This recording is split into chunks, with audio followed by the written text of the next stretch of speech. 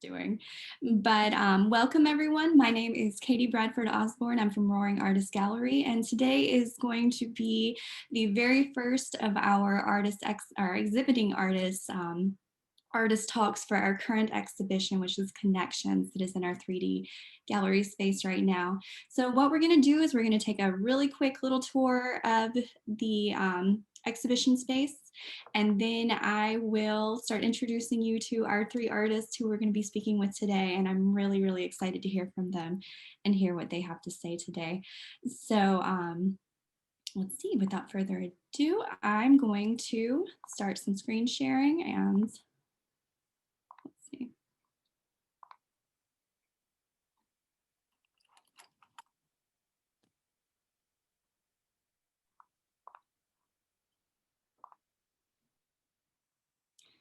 Just a moment. I'm sorry, my computer's moving slowly.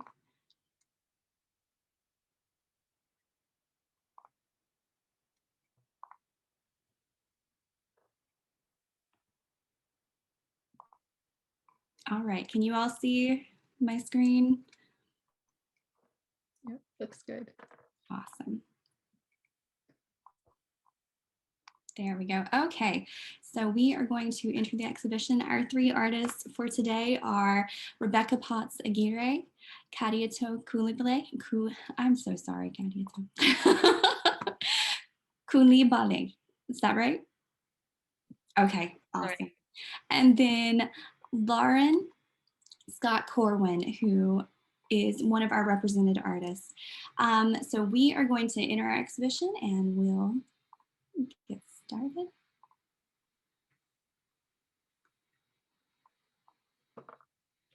Okay, here we go.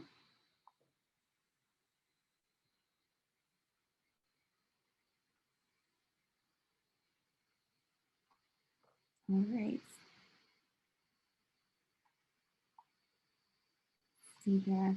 We'll start over here with Kadiatou Coulibaly. Beautiful piece right here. Retour by Kadiatou. Oh my gosh, it's so pretty. I'm excited to hear more about your art.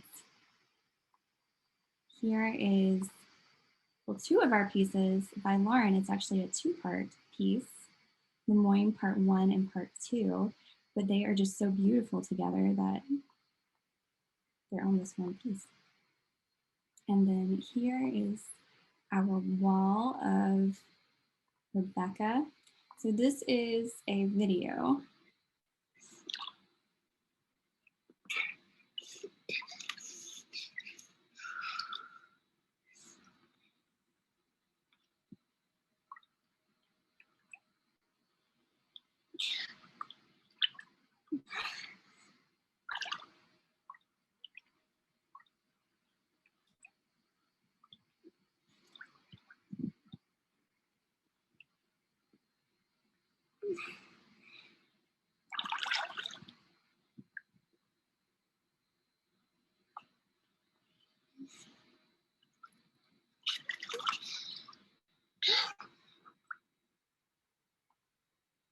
There is just something so spectacularly beautiful about that water to me, and I cannot wait, Rebecca, to hear more from you about that. This is a photograph as well. And then what I've known Rebecca's art for a while has been these pieces, which I cannot wait for her to tell us some more about that as well. And this is polymer clay. So beautiful. All right, and there's one more piece by Lauren in this exhibition, so we're going to go see that one real quick. And then I'm excited to turn it over to our artists. This exhibition is still going to be on view until May 31st, so you still have some time to come and see it and explore it in its entirety at roaringartistgallery.com.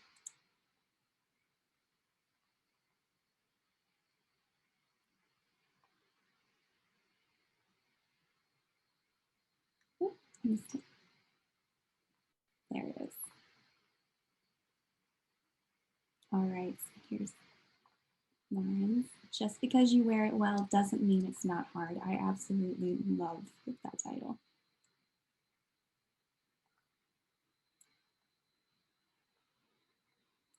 All right.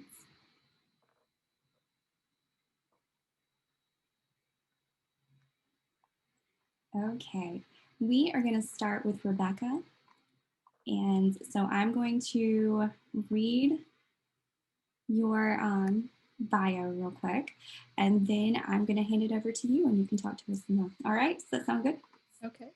Rebecca Potts Aguirre is a semi-nomadic teaching artist from Montana, currently based in Los Angeles. Her work is inspired by the intersection between ecological concern and the female experience, especially that of motherhood and trauma, often using unconventional materials that connect to childhood and women's work. She is represented by Stay Home Gallery for 2021, is a member of Spilt Milk Gallery, and is listed in the curated directories All She Makes and Visionary Art Collective. Her practice consists of 3 spheres: art making, teaching, and community building. She has worked in art education for 15 years and founded and hosts Teaching Artists podcast, highlighting artists who teach young people. As an aside, if you have not heard her podcast, it is absolutely wonderful. And I'm not just saying that because I was on it once. It's just a wonderful podcast. She coordinates the Art Educators Lounge, a community support group for art educators in collaboration with Victoria Fry. She also runs Play Plus Inspire Gallery in partnership with Maria Coit. Rebecca earned her MFA in Visual Arts from Washington University in St. Louis and her BA in Studio Art and Geography from Middlebury College. Her work has been exhibited throughout the US and in Europe and Australia at spaces including the Mildred Lane Kemper Art Museum, Zauby Art Center, New York Studio Gallery, ArtShare LA, and Sola Contemporary. In 2010, her essay on art and climate change, Creating a Fourth Culture, was published in 20 Under 40, Reinventing the Arts and Arts Education for the 21st Century. Rebecca has also worked as an arts administrator, community organizer, and school co-founder. She participated in the Artist Residency in Motherhood from 2015 to 2019, which was the time it took to fully resume her art practice after becoming a mother. All right, Rebecca, I am going to make sure that it has it to where you can screen share. Thank you. All it's right. hard to follow that bio. I feel like it makes me sound very good. Well, I think for good reason. Let me see. Do screen share here. And if I do this, can you see? Do you see my notes or do you see? I see your notes now. Okay. I might have to exit the share and try again.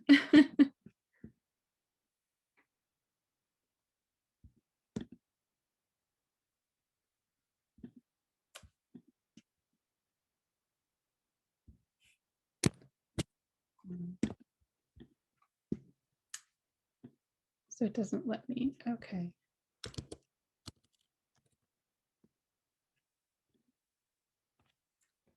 So I'll do it this way.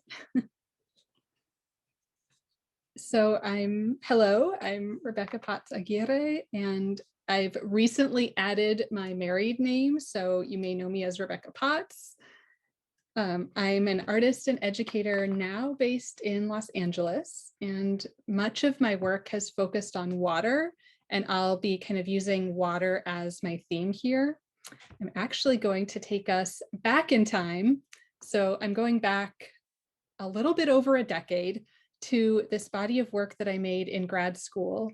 I collected rainwater to freeze and melt, expressing emotions over the loss of glaciers and concern over this dwindling blue gold. I molded ice into jewels, thinking of it as precious and something to be treasured. I also saw the land reflected in these ice sculptures. I felt this connectedness of all things, how the rivers meet, how the water cycles through us and the environment, and just this ubiquitousness of climate change's reach. I thought of the ice and the water as the work, but I also documented it through photos, which you just saw, and by melting ice on paper, thinking about what is left behind, what is the residue.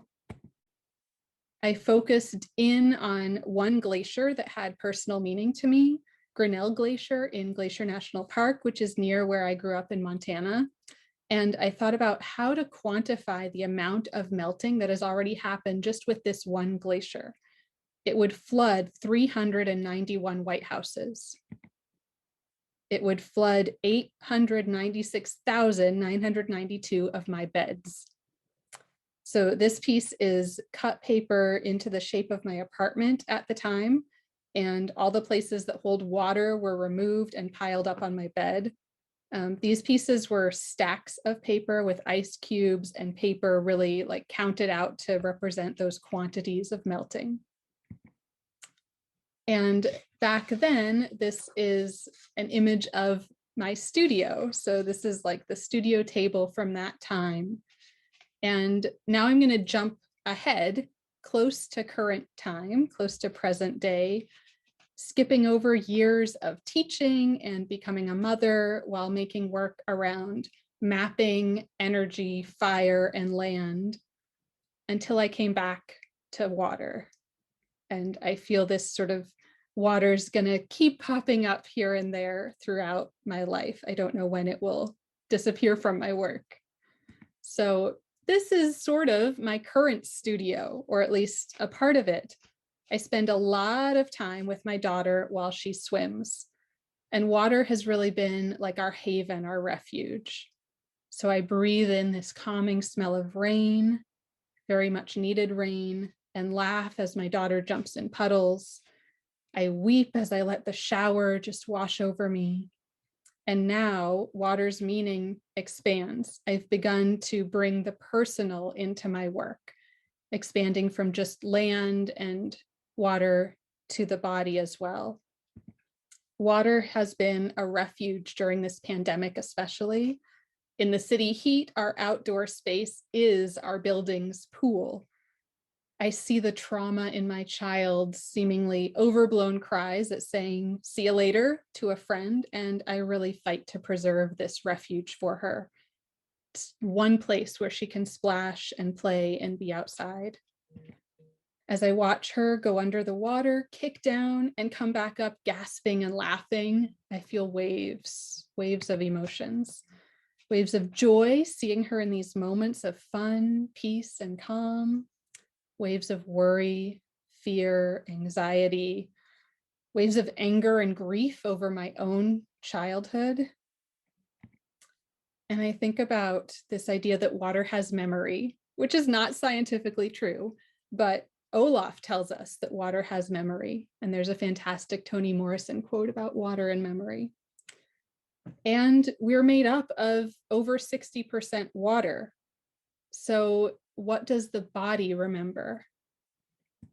I wonder, does her body remember floating in the water inside my womb?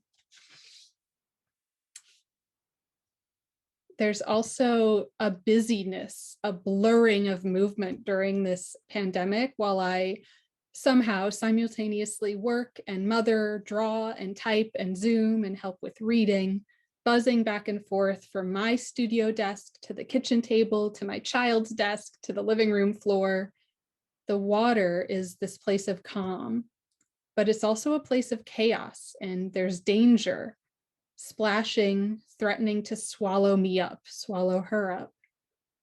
I'm drowning in emotions that conflict and crash into each other, again, like waves, cresting and pushing. And I wanted to get into my process a little bit. So these materials are really embedded with meaning. Today I'm showing polymer clay work mostly, but I also use Play-Doh, which began as a wallpaper cleaner, a fantastic domestic tool for every housewife to remove chimney soot from walls. But as homes evolved, Play-Doh evolved into this plaything for children. So then polymer clay also has these meanings. It's a craft material. It was developed for sculpting dolls, and now it's often used for jewelry outside of this fine art world. By elevating these lowbrow child's materials into sort of a conceptual reference for the work of mothers, I'm trying to make visible this often unseen act of mothering and these ignored inner worlds of children. And I really love these embedded meanings, but I also love the practicality of polymer clay.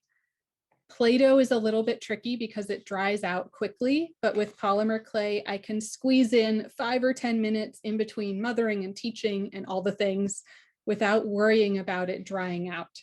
I simply cover it to keep the dust out, and it waits for me until I have another studio moment. And I think video is maybe the best way to share my process. So I work in reverse. I'm a printmaker by training, so this reversing and kind of puzzling together of images really makes a lot of sense to me. And I recently learned a few terms for reverse painting on glass. There's a French term, verre eglomise, which I'm probably butchering, or a German term, Hinterglasmalerei, which is sort of similar to my process. I think both of those terms sort of touch on what I'm doing. I have been doing this for longer than I've known those terms, so I don't know that they're exactly like showing what I'm doing. I'm totally experimental in this process. I lay clay down layer upon layer, and I start with what's closest to the viewer, so kind of the opposite of how I would build up a painting. I work on glass, and only when I'm finished do I flip it over to reveal the result. This also reminds me of the process of printmaking with that sort of element of surprise, the pulling a print and magic in the press. I use, which maybe you can see here, I use a sewing pin and a little clay tool to place tiny bits of clay. I mush and roll the clay with my hands, mixing colors and creating the right shapes. This process is also really therapeutic for me in its tactility. It's very time consuming, but it's also very meditative. And I'm going to move forward, even though this video is still going. If I can, there. This is a little bit of a side note, but I wanted to share this process of making sort of smaller and what I think of as sort of more accessible pieces. So I've been making these polymer clay canes, which are an exciting way to create multiples using clay. And I designed the tool, this white tool in the video, and got it 3D printed to help me with these canes, which are small in terms of painting, but large in sort of the polymer clay world. And cane is a term in jewelry making with polymer clay, where you make sort of a tube of an image and then you can slice it to make many of them. So you can see in the middle picture a little bit of the process of building the cane. And then the result over here, these are 2 different canes. And I just love how this process lets me translate my work to a slightly more abstracted form, but it's also creating accessible multiples that retain that clay, the tactility of the clay. And I'm coming back to this piece because thinking about abstraction, I'm really drawn to sort of the zoomed in version of these pieces. Those tiny rainbows just get me. Like, I want to make a giant print of just that part. I've been sort of looking at and impressed by, inspired by work that does that, that has that ability to zoom into a really abstract, like just snippet of the work, and then zoom out and you see this more realistic version. And I feel like I've always struggled to actually achieve that, but this material has allowed me to get there. And I'm just excited about that. The little rainbows are actually made by blending, like each of those rainbows is 3 colors blended together in what's called a Skinner blend to make a gradient in the clay. So it's also very time consuming.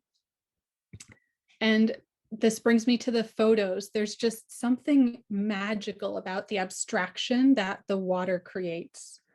I work from photos, and I usually spend a lot of time taking photos and then curating which photos I'm going to use for a clay painting.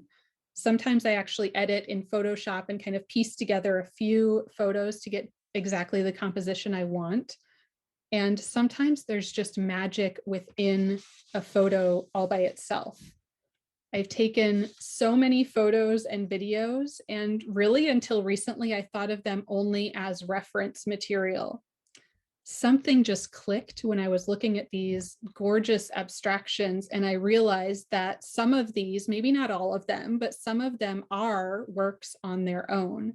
And I'm so excited to have a photo and a video in this show. The videos also become these works on their own. And with the videos, I'm very selective in shooting, and I also do some editing, especially audio editing. While my daughter does make an appearance, I don't show her face.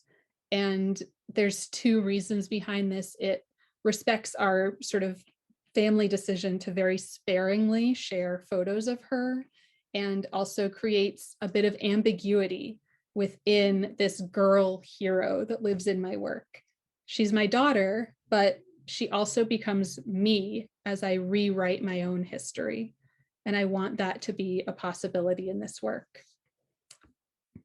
In the videos, and I think this is the video we saw in the exhibit already. So I'm going to kind of talk over the audio. I do also make an appearance, and the connection between the mother and the child becomes visible. So it's a place where the mother steps a little bit out of the shadows. You know, mothers are so often the ones behind the camera and not in front of the camera. Here we kick and swim, we're intertwined. Our bodies are distorted by the water, pulling and pushing together and then apart. We breathe as one, forever connected by blood, by water, milk, the DNA we share. And then she drifts away slowly. And I'm thinking as well about the worry that I feel as a mother near the water, perhaps less so because she's a pretty strong swimmer now and she's getting older, but it's something that's just always there. This danger of drowning is lurking. The water really can swallow you up, or it can lift you up. And here's that beautiful Toni Morrison quote. Another brief video.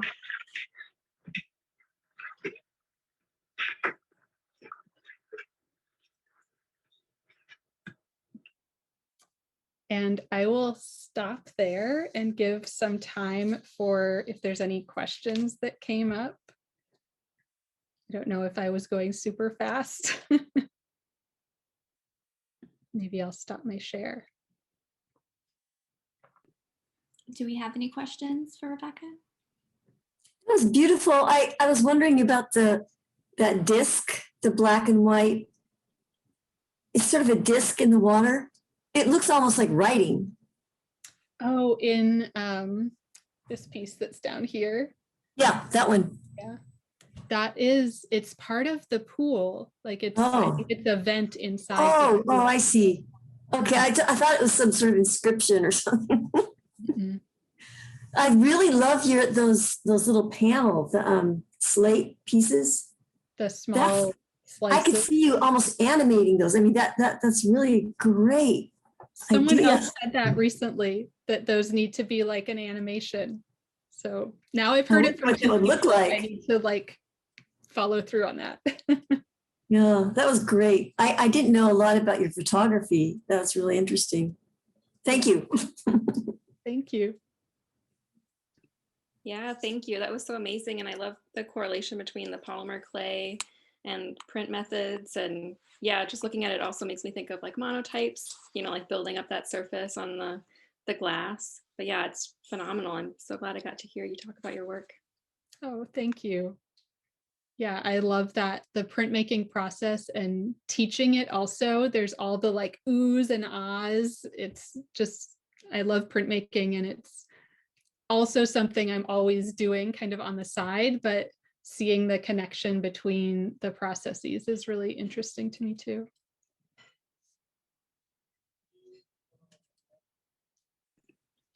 Well, that was wonderful. I absolutely loved hearing about how all three of these mediums are melding in your work and seeing where it came from and where it is now. That's really exciting, seeing how motherhood has entered into your artwork as well.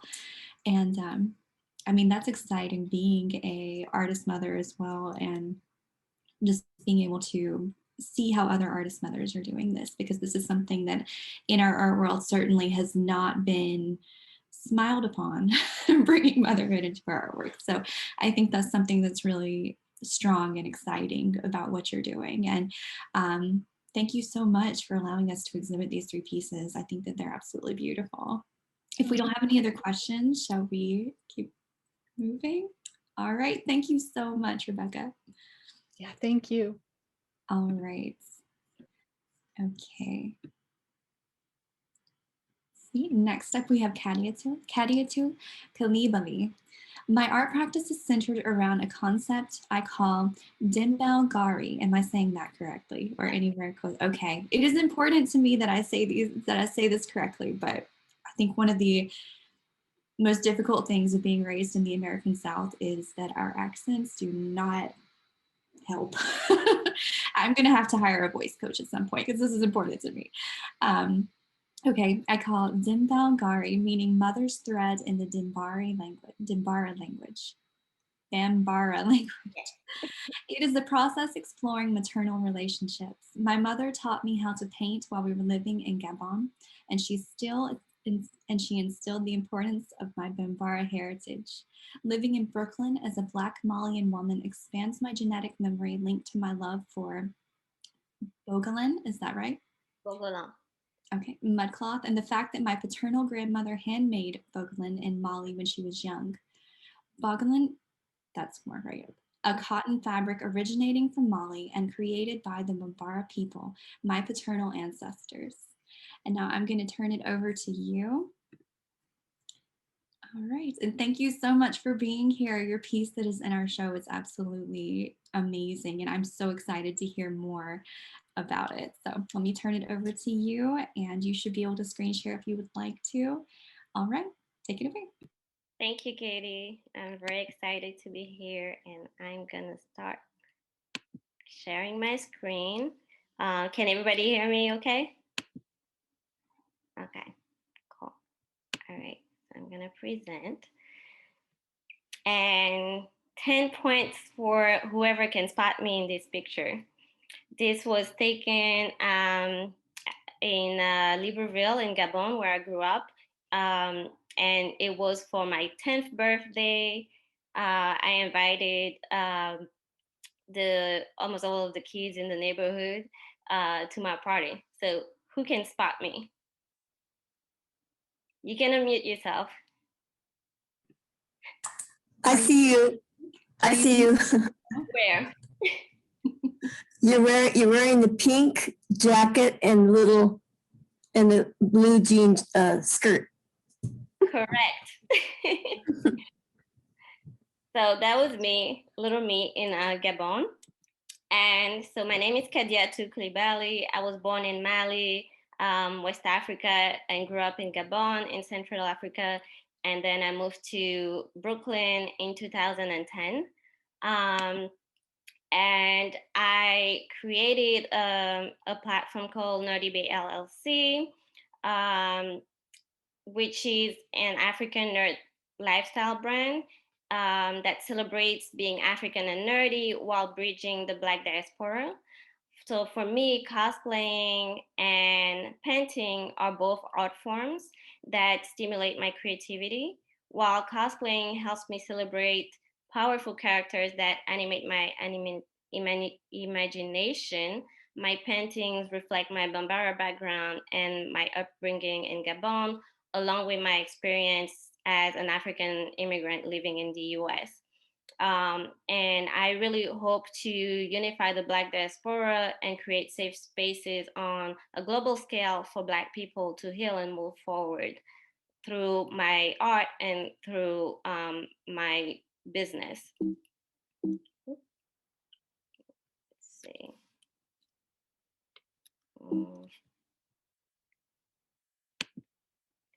Okay, so this is a map of Africa. And here is where I grew up in Mali, and where I was born, and I grew up in Gabon here in Central Africa. So I wanted to talk a little bit about the things that inspired me while I grew up. So this is one of the comics that I read when I was a kid, and my favorite character was Tarane, and I really loved her because she was an artist. She was very fashionable, and she was also the Black girl. So representation matters, and that's kind of always been like comics and anime have been very important for me. This is an anime that I also used to watch as a kid. It's called Fist of the North Star. And of course, I wanted to talk a bit about Black Panther because I think it's important to get the African perspective.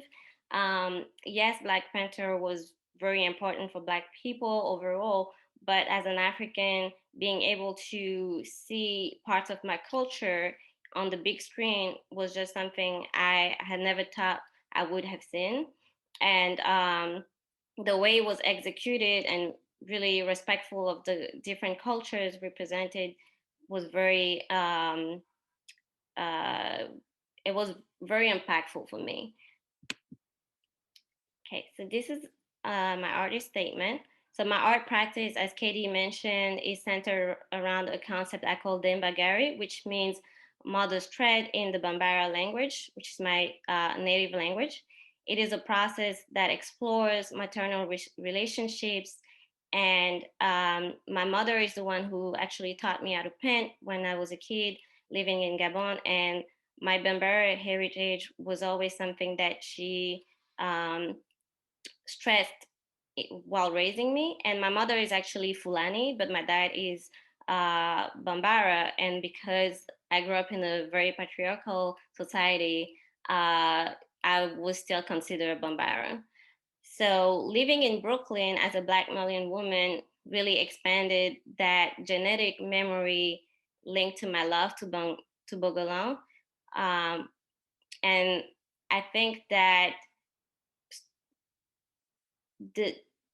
like I said, the genetic memory also comes from the fact that my paternal grandmother handmade bogolan in Mali when she was young. And that's actually something that I found out very recently. So that's why I really believe in the genetic memory.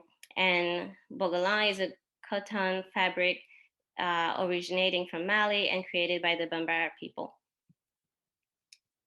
And so painting and reading have really been major in healing my inner child. And I mostly use acrylic painting as my primary medium, along with Bogolan fabric collage. My mother usually sends me macro fabrics directly from Mali, and they're rich with symbols, memories, and textures that you will see later on incorporated in my work. And that also serves as a way to heal for me. I listen to a lot of music while I create. So I listen to a lot of French hip hop and music from my childhood. So this is a piece I did in 2020. It's called Vision. It was part of my first collaborative exhibition called Trajet, which means path in French. And you see some English and French word because French is also my first language. So this piece is called Vision, and it's 6 8x8 inches canvases. And I've used acrylic paint in this. And really, this piece looks at healing and the different elements that can be part of the healing journey, like the spirit, cleansing the spirit, clarity to get clarity, avancer, which means move forward in French, humer, which means smell and time.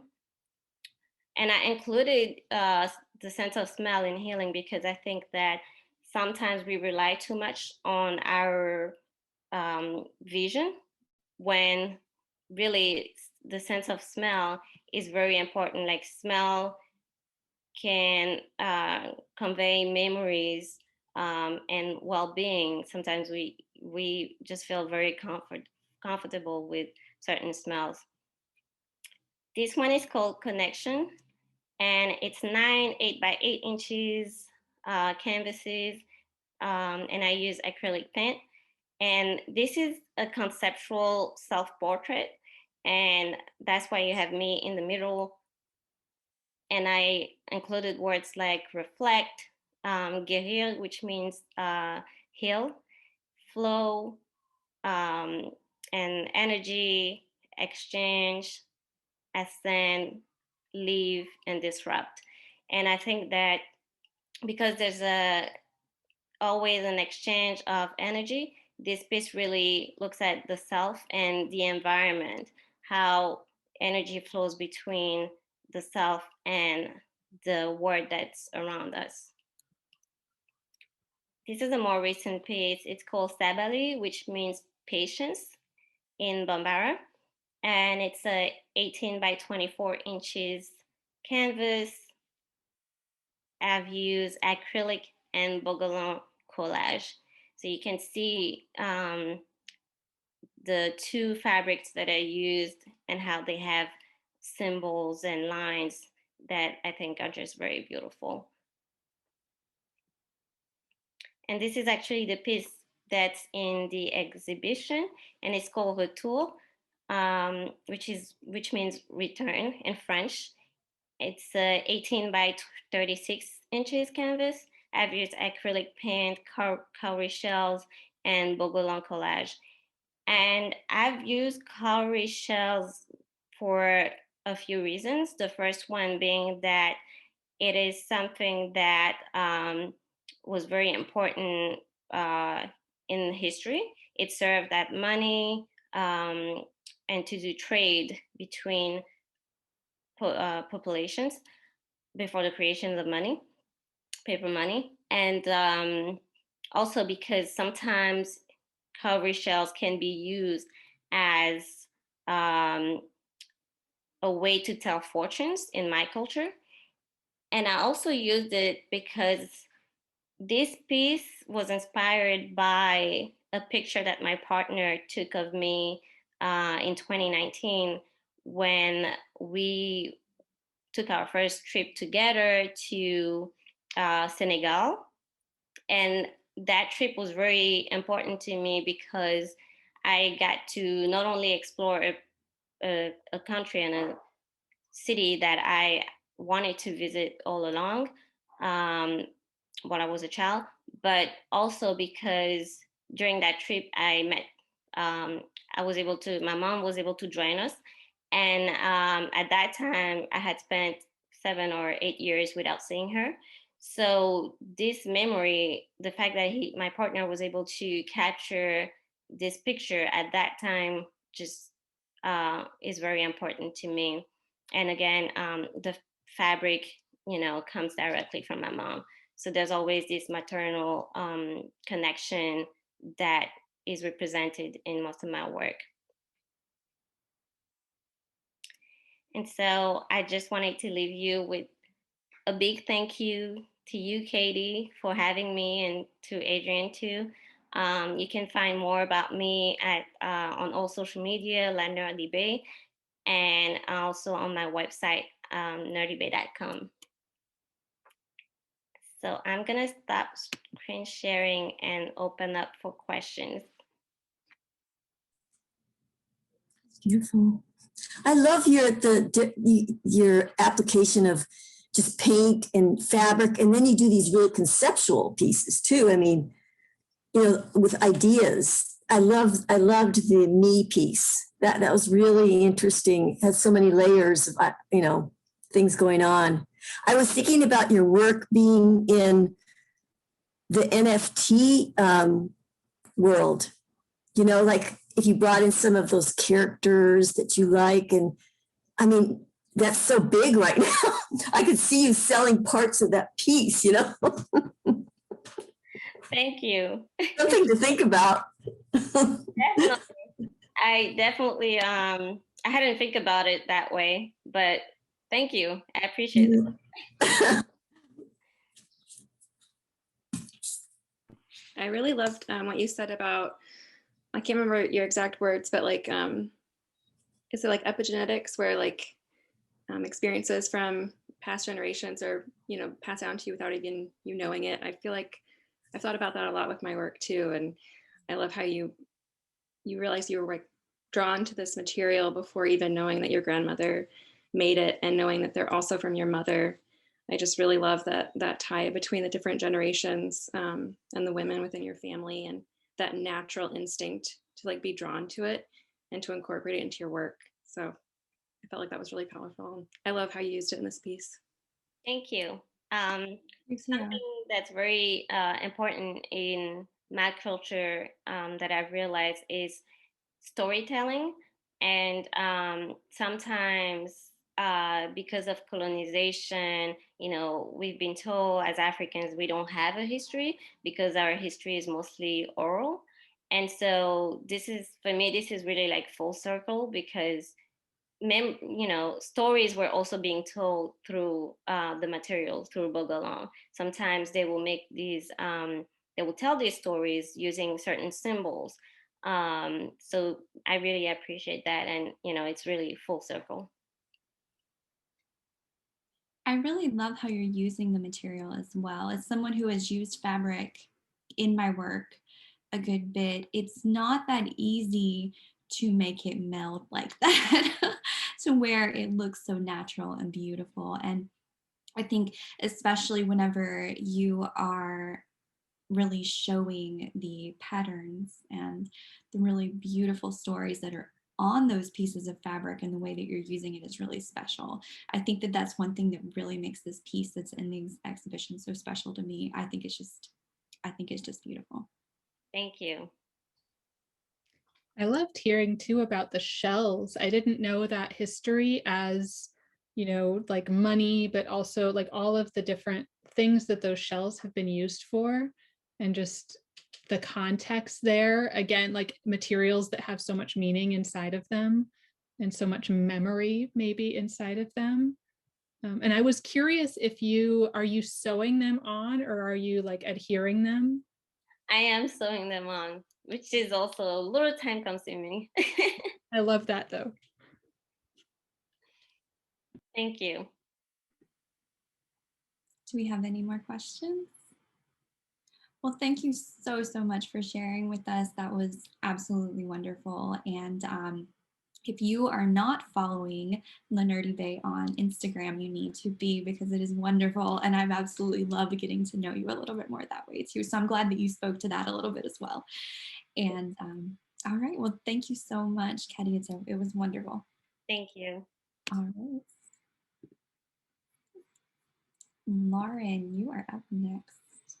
Okay, Lauren Scott Corwin is a mixed media artist living in Western Massachusetts. Lauren uses printmaking techniques, spray paint, and even quilting, along with traditional mediums such as oil paint on canvas, to create her colorful narratives with geometric shapes that focus on relationships. Lauren graduated with a BFA in painting from the Maryland Institute College of Art in 2006, and with her MFA in painting from University of Delaware in 2008. These days, Lauren is a mother to a wonderful 4-year-old, wife to her high school sweetheart, and a high school teacher at an independent boarding school, where she takes pride in her work with young people, particularly those seeking guidance about art school. And Lauren is someone that I've got to get to know in person as well, which is so unusual in our current world. But I'm really excited to have her as a part of our gallery as a represented artist. And I'm really excited, Lauren, about the work that you are doing currently and the way that you're incorporating all of these materials. particularly the spray paint. For some reason, that is just really exciting to me. So I'm excited to hear what you have to tell us. So take it away. All right. Thank you so much, Katie, for inviting me to do this. All right, so I'm going to screen share really quick and I will be happy to get started. Okay. Zoom. Okay, cool.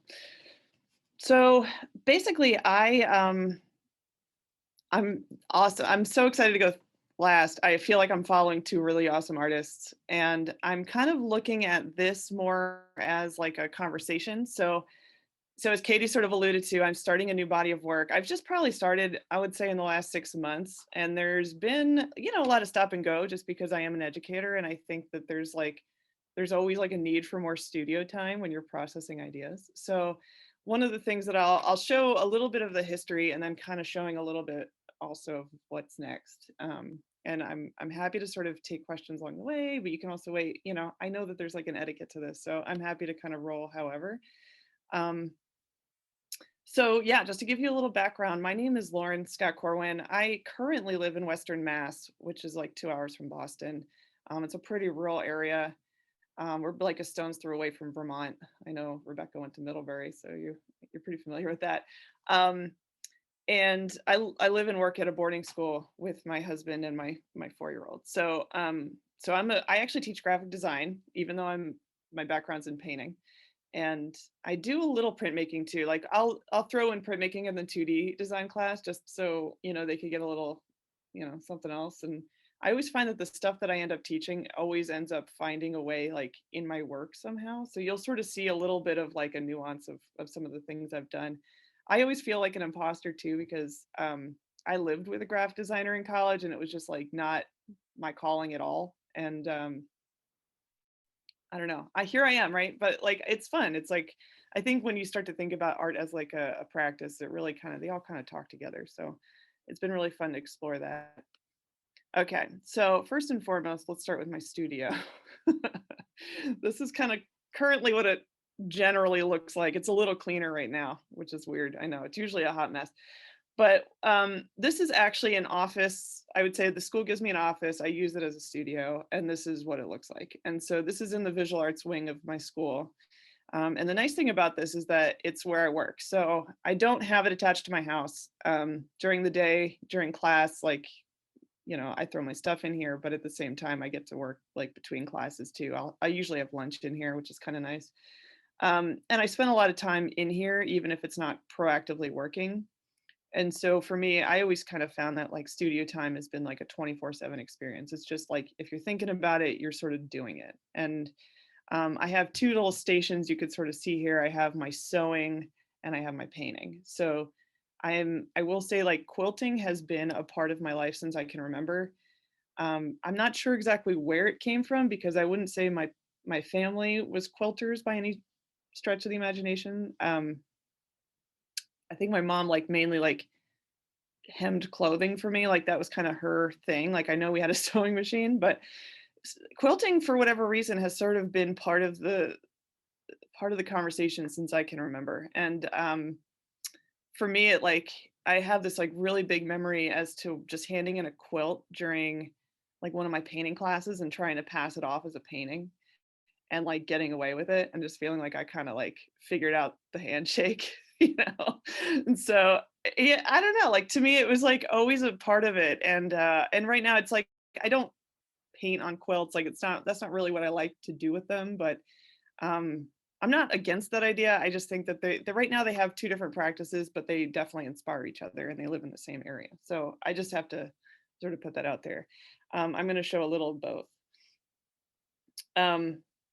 So you can see that both, actually, I should say before I switch gears, is that both of these have to deal with color, pattern, history, and layering for sure. And I think I've been getting a little braver as time has come on in terms of just what I've been able to like sew in, very non-traditional things as I've sort of started playing around a little bit more.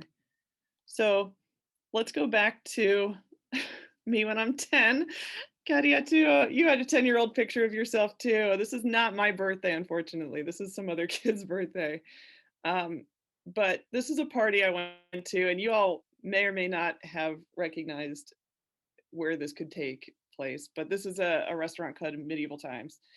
Um, some of you might know exactly what I'm talking about, and some have no idea. I will say Medieval Times is the weirdest and coolest thing ever. As a kid, it's like you go and you have a really weird meal and you eat with your hands in like a castle, and then you watch a joust essentially.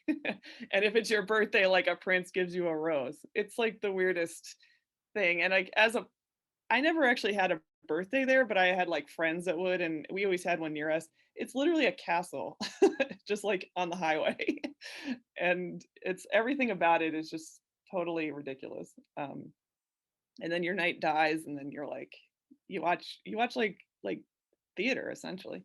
And one of the things I will say about Medieval Times is I will say this photo I put in for a reason, just as a starting point of, I guess, in terms of when I was 10, I really realized how weird Medieval Times was as an institution. It was like one of those things where I always find humor in like the everyday, I always have. And so for me to like go to this place and watch my dad literally eat like a Cornish hen without silverware and get like drunk on mead while I was like watching a joust, it was just the weirdest thing to me. So I also knew it was just super absurd from day one. And I will say that I try to capture that absurdity in like all the stuff I end up doing.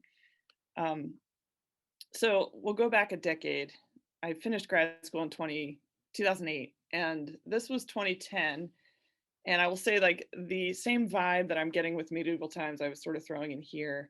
I grew up in Jersey, still have close ties to New Jersey, even though I've been out in Massachusetts since 2010.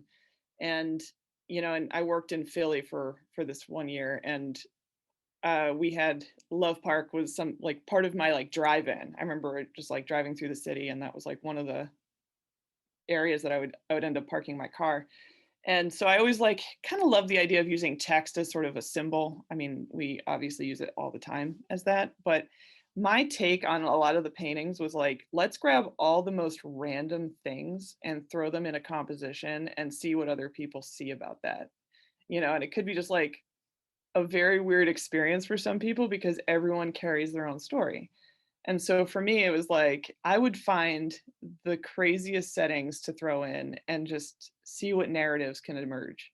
And I remember just getting actually this painting in particular got such a crazy email response because I had a show, pretty local show, like right when I got into Western Mass, I was like in one of the libraries that we have. Like sometimes you just gotta put a piece in the library.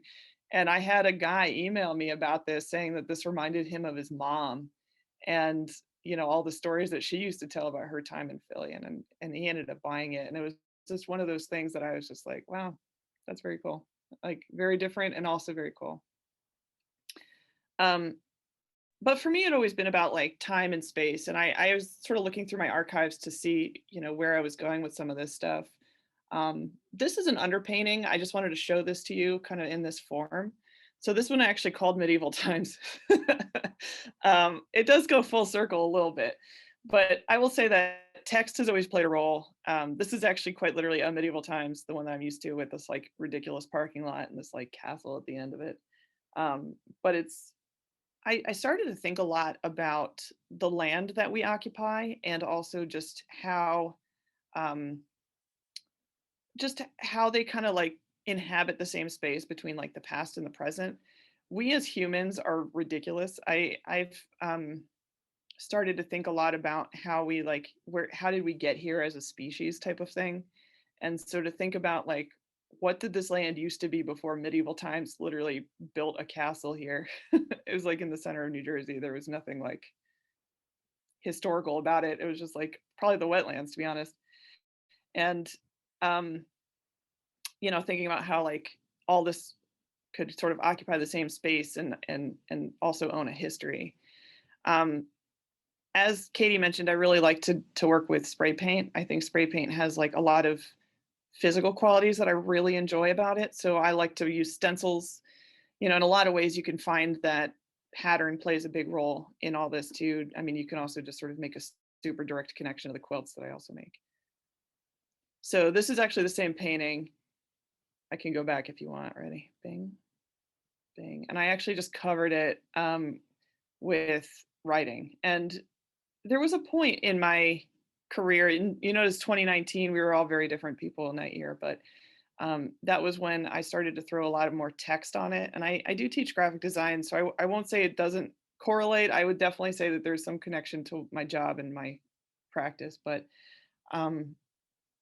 like the idea of using phrases that sort of let other people, like common phrases that sort of let people kind of just have a direction to take something in.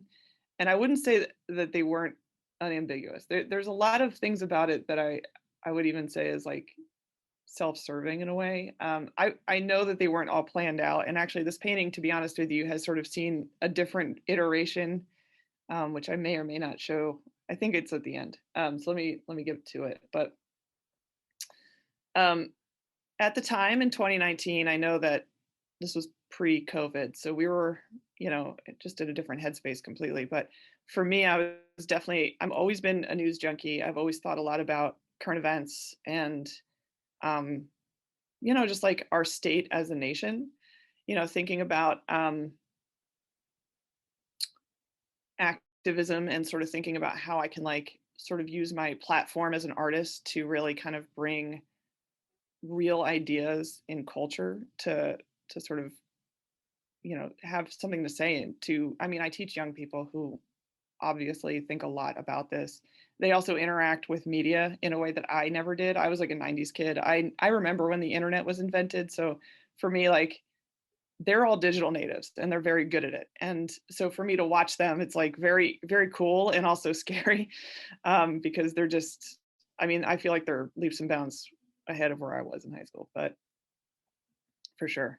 So to think a little bit about where that was going, this to me, I sort of strayed away from the text.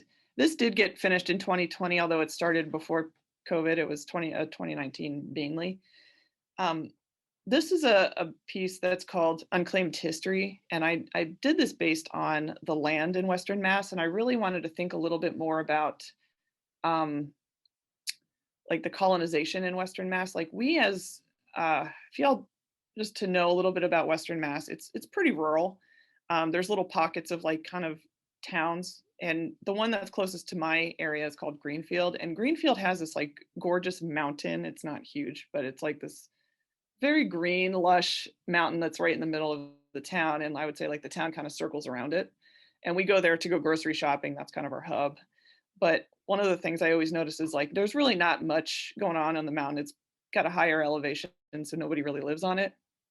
But at the base of it, it's got like McDonald's and, Friendlies and all these other like kind of normal everyday like businesses that kind of took over.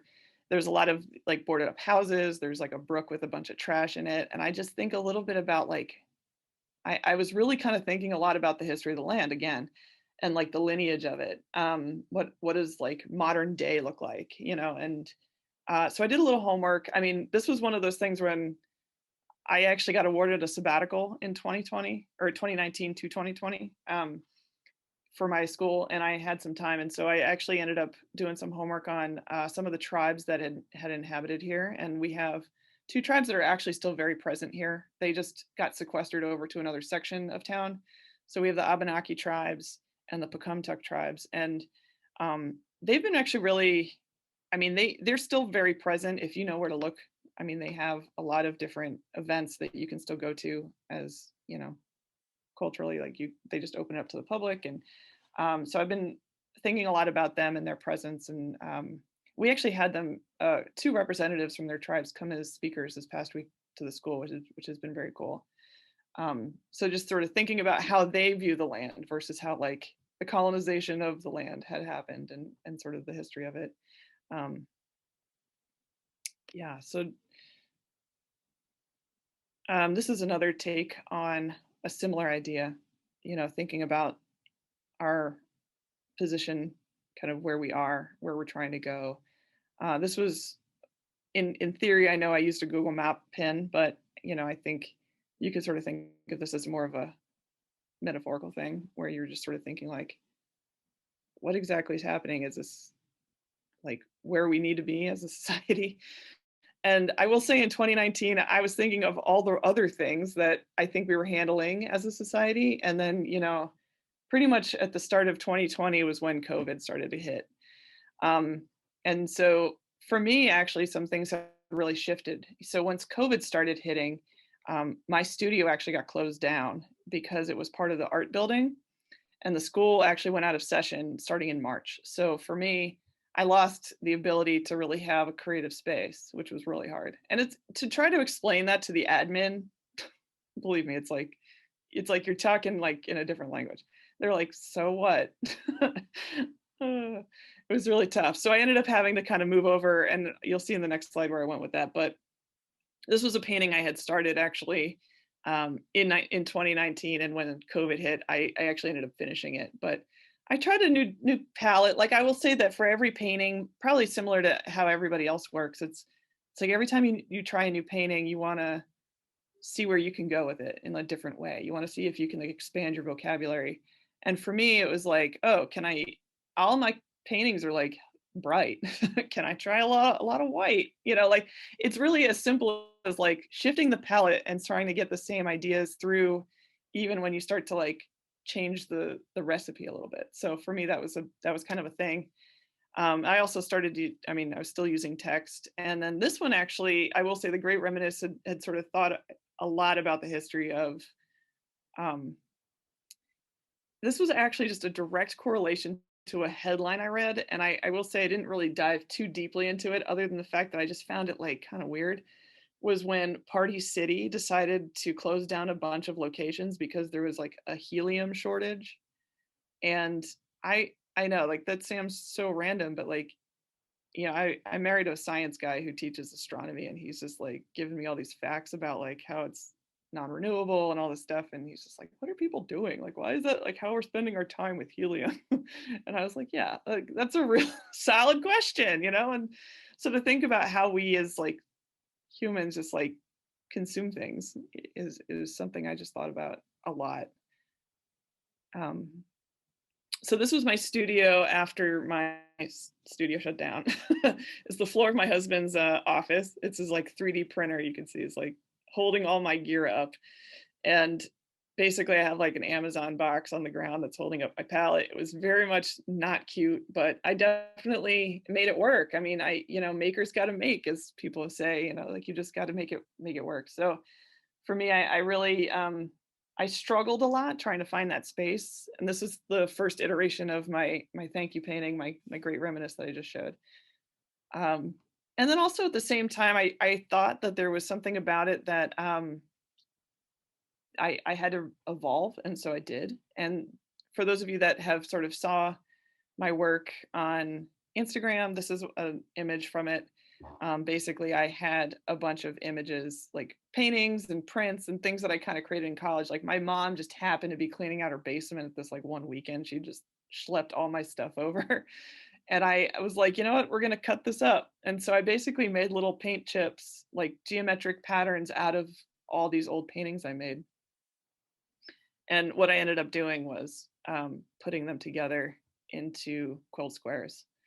And so for me, like, there was a historical component to it because it represented a part of my time as an artist, as, a woman making quilts out of paintings. And I thought a lot about like placement and pattern, and a lot of them actually were pretty random. I would say I kept a short leash on some of them, but then there were times where I let my son, who's 4, also show himself into it. So he would put stickers on them, or he would go in and he'd like bring me a couple pieces and just, tell me the order to put them in. And I just sort of follow directions. And so some of them, I mean, they're so different. You can see I have a little bit of like, I kept some color palettes pretty similar, and then some are just super random. And I kind of love that. So what I ended up doing with these pieces is I would actually dip them in resin when they were done. So they were put on wooden panel, and I would just quilt them, right? I'd like adhere them to a wooden panel, and then I would dip them in this like super shiny resin. So they were just glass topped, like gorgeous. And if I needed to put layers on it, like the resin was actually a really nice I would say material to sort of take that. So if there was something about it that wasn't like gelling or working, you know, you could there were ones where I would like throw in a mailer. I had like a, you know, like trash mail, anything that kind of like marked my history, I would like kind of find a way in. Sometimes I would put, you know, like I said, my son had stickers, or I would put in glitter, you know, things that would sort of find their way in. Even if they weren't like the best materials, the resin would really kind of just capture them in time, which has been really, really kind of interesting to work with. It's changed the game in terms of how I view collage. I would say that collage has always kind of scared me a little bit. But you know, I think like when you start to open up your mind and just sort of drop the expectation is when the magic really starts to happen. So this was actually done in tandem with these quilt paintings. So I decided to drop the figure. I had some figures in mind a little bit. I go back to the figure. I can't leave the figure. I have an issue. But I basically decided to draw, to paint like quilt patterns and to sort of bring in some like geometric shapes and organic shapes and sort of see how they kind of roll. This was really just color based. I mean, a lot of it had to do with, you can see like, I don't know if it's really obvious, but some of this is really just spray painted bottoms and then just sort of me moving some, you know, colors on top of it. So like the spray paint would be like the silver part, and this neon, I had this neon spray paint. I know it's for like, probably for those like construction workers to mark like sewer lines. I had so much of that. Stuff's awesome. It's so bright and it just solves all my problems. It's like every time I made a mistake, I would just like cover it in this like neon orange. I'm like, yes. And then I would like let it dry and it would be awesome.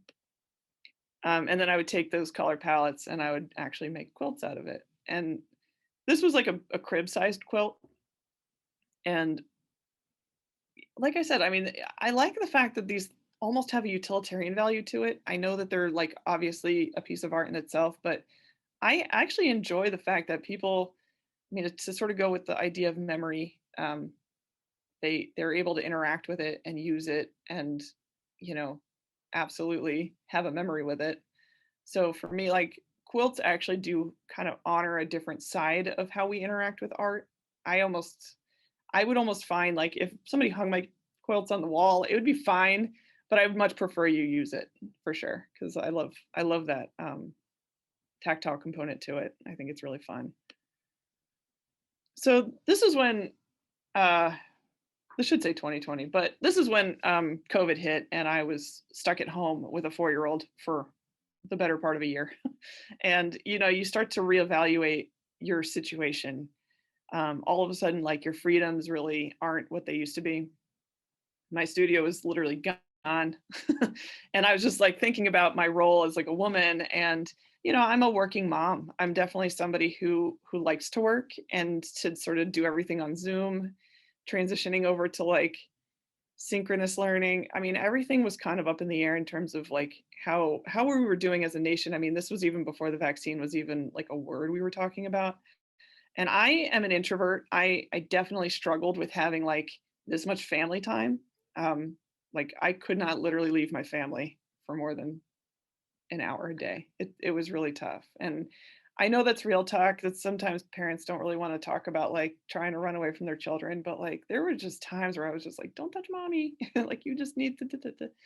And for me, like that was sort of my job, was to like be a homemaker, like to do the things that, you know, I was also on top of my job, and sort of me throwing in a bunch of different ideas where you sort of like have this, you know, an orange tree. You're essentially taking something from scratch and making something out of it. And that was me with like every class planned and also everything I had to do with my son at the time. I felt like I had to be like the world's best inventor. So this is it. This one actually got to go to Stay Home Gallery. This was part of one of the shows they had last year. So this is this install shot. And then this is sort of going towards the end of my exploration with this, but I thought a lot about home. I mean, I was obviously, like many, sequestered to their house and thinking a lot about what home means. And this was a weird year. I mean, 2020, to be honest with you, for me, like generally speaking, I actually feel very privileged. I think a lot about how my situation, I mean, we lived in a dorm. So aside from having like teenagers as neighbors, it really wasn't a bad gig. And for a lot of people, and I've known a number of them who had lost their houses in 2020 to wildfires and to floods and to, I know that I think of all the people in Texas that had struggled with power outages and floods and, like, oh my gosh, all sorts of crazy stuff that 2020 did not tell us was going to come. And thinking about what home means to us and how we interact with it. It's not just a holder of all of our memories, but it's a sense of place for us, and how different it is to have a new house and sort of like reinventing your familiarity with a new space. And I love, Kadiatou, your take on memories and just like how the sense of smell holds it, because that to me was a big part of thinking about memories for me as growing up. Like we moved, oh my gosh, we only moved once, which has been really great. But when I moved, I was like 4, and I only have this sense of smell, and it hits me once in a while. And I remember the smell of like my parents' like living room. It must have been like the rug or something. Like we must have had something going on with this like certain, like probably some synthetic shag rug, to be honest with you. It's like straight up 80s. But I don't know, there's something about it that I definitely like really loved about what you said. And I think a lot about that too, just the idea of pattern. So wallpaper patterns show up, and then this sort of cascading landscape that almost looks like a quilt. This was another one called Time Consumer, just having a ton of different features in this that sort of spell out. I wish this was my day, just like chilling and drinking tea. A lot of times it's not. But I love the idea of like taking in like the happy parts of what you could like picture your house to be, and all the things that kind of make you, and just sort of like giving it a little algorithm. The floor being also a quilt pattern, never stray from the quilt patterns really. And then my sabbatical show was this past October. I called it Progress, and mainly I did that without even knowing that COVID was a thing. I had to name it really before then. But one of the things I thought that fit really nicely to it was that progress to me has just always been about how I enter some of these paintings. It's like there's so much history to it. I'm going to show you in a two slides kind of just how we're going with this. But I built a little home in the middle of this. I wanted to create like a living room set that somebody literally could go into the gallery and just have like a comfortable conversation with somebody to like veg out. I mean, I made the pillow in the middle. I had live plants all around. This is like kind of a weird shot, but because you don't really see them, but they're all behind all the things. And I had this like quilt ladder, let's see, and these like little tchotchkes. This was like another thing that kind of brought me some solace, was like all this little, I don't know if you can see my cursor, just like this little shelf of these neon sculptures. My favorite thing to do once COVID was, I mean, it shut us down for a long time out here in Western Mass, but I would say like I would get periodic times where I'd be able to go to like a thrift store or like the Salvation Army and see if I could find anything like people were cleaning out. All these things had a previous life. They were all little tchotchkes of some kind. They made me think of my grandmother in like every way, because that would be like her thing. Like she would just have these collections in her house, and as a kid I would just be like, I mean, she had these cool shelves of just all of it, and I don't know like what she was saving them for, but I remember just being like all enamored with the colors and the textures. And one of the things that I always try to do is just give them like a fresh coat of paint. I would give them my Day Glow spray paint and let them kind of live their life. And I put them in a little spectrum, which actually was I didn't plan until like we were installing the show, and I decided to get organized with it, but it was really fun to make for sure. And I still have a ton of them. They're actually all on my mantle. But yeah, I was like, I mean, my whole idea with this show is like that I was going to make it kind of like people would show up, and like the fifth person that comes in gets like a prize. They get a little tchotchke, and like I had like a t-shirt cannon. I had like the jazz band. I had like all these cool ideas that COVID really shut down. And I could like only really give out some cool stuff. So this is the one that Katie showed, believe it or not. This is the underpainting for it, and it's called Just Because You Wear It Well Doesn't Mean It's Not Hard.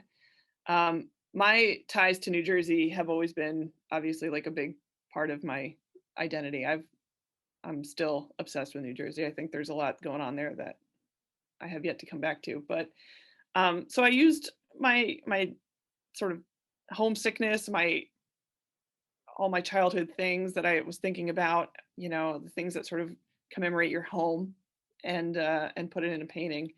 And then I would at the end just paint on top of it. So most of the paintings I have tend to have like 2 or 3 versions on top. This was the third one. The second one actually had a portrait of me in it, but I actually was like fine with not showing you all that. I just wanted to like give you the full arc here. But the quilt patterns really do play a role, and I like that there's still parts that come forward, you know, like this this like 1997 like LeBaron that my grandmother had that we were always in as kids, you know. Yeah, and then this is another, I'll show you some underpaintings and how they kind of evolved. And, you know, thinking a lot about home and then placing some sort of geometric pattern on top of them, and sort of seeing the interactions change. This was a risk. I mean, I knew I was taking a risk with this painting, and this one's also in the show that Katie showed. But, you know, you just want to try something, to try a new color palette. I realized red was not really a color I used a whole lot. And that was kind of enough for me to try something different, and seeing how it sort of worked. But you can always see like geometry and quilts will always play a role for me. I think it's a big part of my history. It's a big part of my gender's history. And also just how we identify with comfort and home. So this is called Lemoyne, and that's because the tiles are made out of a Lemoyne star, which is a quilt pattern. That's a very traditional pattern. So I will finish up with some slides. You are absolutely free to follow me. I invite you to. This is just my art account, and then my website too. So yeah, so thank you so much for tuning in, and I look forward to answer any questions you may have. And I'm going to stop sharing. I was wondering about the formal qualities. There's some points where you're rendering, like in your bowls and the architectural structures, and then you get really like, you know, playful and ornamental. And I don't mean ornamental, but you know what I mean, with the quilts and so with the rendering, do you begin like with a drawing to do the rendering, or I mean, how do you choose, you know, where you're going to go with that? That's a really good question. It's interesting to look at because of that, you know? Yeah, I would say no painting is identical for sure. And I think it just depends on a lot of things. I think about like the homemaker one where you were probably referencing the bowls. All of your bowls, like the receptacles, are so well rendered. They're almost like the glass and the textures in there. Yeah. Yeah, they're just fun to paint. I learned, you know, I took a class not too long ago over Zoom that from Zoe Frank. I don't know if anyone follows her. She's quite literally like a modern day master. And she just says painting has to be about painting. Like if your paintings are about other things, yeah. I mean, intentionally they could be about other things, but they're always also going to hold the history of painting. And for me, like my paintings tend to always just enjoy the tactility of paint. Like that's really kind of the big thing. So when I play around with different textures, it's just, for me, it's very zen. And also at the same time, I see what I can do with it. Yeah. There's a lot of things that don't also make it in, you know, I don't know if we ever talk about things that like aren't the best things ever, but you just try because they were fun to try. And, you know, like got stories about this. I feel like I have to like deprogram students from like quitting art when they get there, but we've all, That's right. Just really fun to just see what paint can do. I think one of the things that I particularly love about your work is that I can see that graphic design type thing as someone with that background, because I got my start in photography and graphic design. And I can see that. I can see the cerebral quality of what you're doing mixed with the emotional quality. And I think that's something that's really special. I also did not realize we were in Philly at the same time. Oh, were we? I lived in Philly from 2006 to 2012, I think. So yeah, we were there at the same time. Yeah. That was crazy. Wow. As soon as that painting came up, I was like, Philly. It feels very, I could see what the gentleman who purchased, I could see why. It felt very, very much like Philadelphia to me, and it totally touched my heart. I've been to Philadelphia in a lot of ways. No, thanks That for was sharing. really cool to see. Do we have any other questions? I thought I heard somebody. Oh yeah, I was gonna say I was actually in Philly from 04 to 05. Nice. Yeah, Philly. Yeah. But I loved like seeing the quilts and just thinking about the connection between the quilting and the painting. As soon as you showed the quilt that was kind of shaped, that wasn't just a rectangle or a square, it made me think, will you ever, or do you have any ideas about doing that with painting, having like shaped paintings? I know that's kind of trickier to like stretch and shape. Yeah.